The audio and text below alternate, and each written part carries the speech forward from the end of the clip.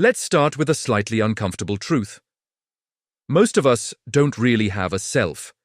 We have a chorus, a rotating committee of inner voices giving opinions, making dire predictions, judging, bargaining, and sometimes flat-out panicking. We think our inner dialogue is just harmless background chatter, but it's not. It's the very place where we decide what's real, what matters, and what we're even allowed to want. Here's the key idea that changes everything. Your life's direction isn't decided by your willpower. It's decided by the questions you repeatedly ask yourself and the stories about yourself that you repeatedly accept as true. So what does our inner dialogue actually do all day? Well, whether we notice it or not, it has three main jobs. First, it assigns meaning. It takes a raw, neutral event, like a project not working out, and turns it into a story like, "This means I'm a failure." Or it could just as easily turn it into, "This means I'm growing and learning." The event is the same. The meaning is a choice made by your inner dialogue. Second, it predicts the future.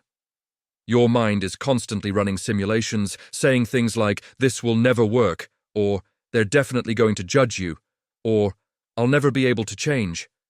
The problem is, these predictions often become self-fulfilling prophecies because they directly shape our behavior.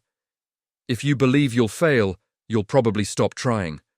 And third, your inner dialogue enforces your identity. It repeats lines like, "I'm just not a consistent person," or "I'm the kind of person who always gives up." Once that story is playing on a loop, your attention starts scanning your reality, actively hunting for evidence to prove it right. Imagine this. You get a spark of inspiration to start a new creative project, and almost instantly a voice in your head sneers, "What are you even talking about?" That single sentence isn't harmless. It's a gatekeeper, standing between you and your potential, deciding what you're allowed to attempt. This brings us to a crucial distinction, the difference between a voice and a truth. Not every thought that pops into your head is you. Many of them are just protective reflexes. Some are borrowed voices from your childhood, from your culture, from past relationships or old failures. Your true self isn't the first thought that shows up.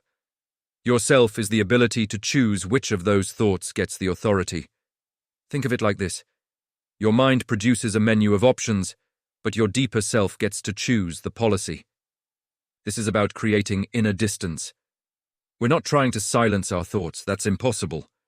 We're just trying to stop confusing them with commands. So, how do we actually do this? The method is what I call inner interviewing.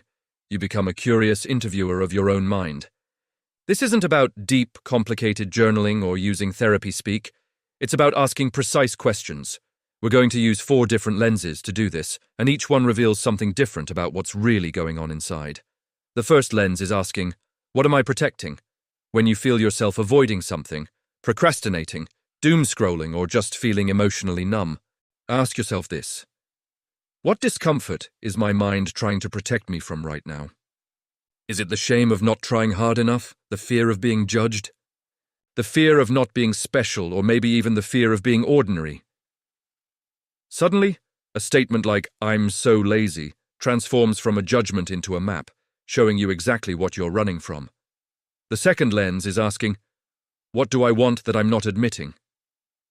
Most of us are very clear on what we think we should want, but we're often clueless about what we genuinely, deeply want for ourselves. So ask, if no one could judge me, not a single person, what would I move toward? What kind of life, what kind of work, what kind of day would feel like pure oxygen to me? This question reveals your true values without you having to force yourself to write a list. The third lens is, whose voice is this? When you hear those harsh phrases like, "You will never get it right," pause and ask, who originally taught me to talk to myself like this? Was it a parent? A critical teacher? A toxic boss from a past job? An ex-partner? Is it just the voice of culture telling me I'm not enough? This is how you start to unborrow a belief. You see it for what it is, someone else's opinion that you accidentally internalized. And the fourth lens is a game changer. What would I believe if I trusted myself just 5% more? You don't need a complete personality transplant overnight. You just need a small, believable upgrade. This question helps you install a new belief without feeling like you're lying to yourself. It is not about jumping from "I'm worthless" to "I'm a genius." It's about moving from "I can't do this" and to "What if I could handle the first step?" Now, let's talk about finding your purpose without writing a single thing down. I want you to try a simple mental practice I call the Daily North Check. Once a day, just for a minute, close your eyes and ask yourself 3 questions, slowly, like you really mean them. First, what do I want my attention to build today? Because whatever you pay attention to, you are building more of in your life. Second, what kind of person am I practicing being today? Are you practicing being someone who is anxious or someone who is calm? Someone who complains or someone who creates? And third, what trade am I making with my time? Your time is your most finite currency. Are you trading it for growth, for connection, for joy, or for distraction and regret? Then, add one final integrity question that cuts right to the chase. What am I doing that I would not respect in someone else? This is how you stop lying to yourself. You start to see that purpose isn't some magical sentence you discover. Purpose is a pattern of choices that you can stand by and defend to yourself. So how do we make these shifts happen in real time, in the middle of a stressful day? It's a 3-step process. Step 1 is to catch the sentence that shrinks your world. Notice it when it appears. It sounds like, "I can't. It's too late for me. I'm so far behind," or the classic, "I'll start tomorrow." Step 2 is to translate that sentence into what it really is. It's not a fact, it's a feeling. It's fear, or a need for protection, or simple fatigue, or maybe shame. "I can't" usually means "I'm afraid." "I'll start tomorrow" often means "I'm overwhelmed." Step 3 is to answer that fear not with a fluffy motivational quote, but with a new policy. A policy is a rule for how you operate. For example, the old thought might be, "I'm not consistent." Your new policy is, "I am a person who returns." It doesn't matter if you fall off, you just come back. The old thought might be, "I have no idea what I'm doing."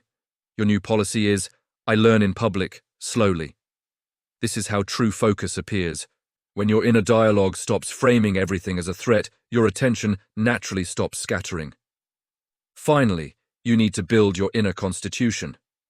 These are a few core, non-negotiable beliefs that you repeat, and more importantly, prove to yourself through your actions. Here are 3 examples you can adopt right now. 1. I am capable of designing my own direction. 2. My feelings are data, not decisions. And 3. I can be uncertain and still act. Beliefs only stick when they are embodied. So to prove them to yourself, choose one small action each day that aligns with one of these beliefs. And do it before your mind has a chance to negotiate with you. If your belief is, "I can be uncertain and still act," send that email you've been dreading, even if you're not sure of the outcome. Action is what makes a belief real. So here's a challenge for you. A 7-day self-discovery experiment. For the next 7 days, once a day, catch one strong, negative inner statement you make about yourself. Then, interrogate it using those 4 lenses.